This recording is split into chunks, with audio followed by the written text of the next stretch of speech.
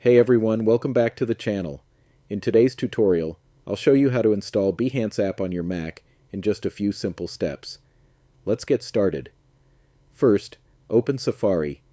You can do this by clicking on the Safari icon in your dock or by opening Spotlight Search.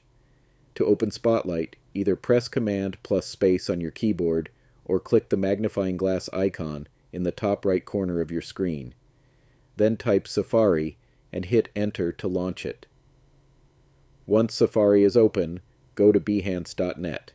Now at the top of your screen, click File in the menu bar and select Add to Dock. A pop-up will appear, allowing you to rename it if you want. I'll leave it as Behance.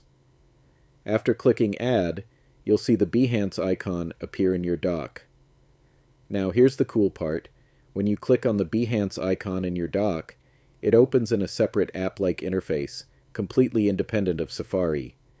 Even if you close Safari, Behance will still remain open as a standalone app.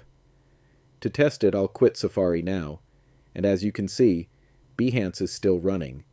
If you're using an older version of macOS and don't see the Add to Dock option, don't worry. I'll leave a link in the description with an alternative method to install the Behance app. And that's it.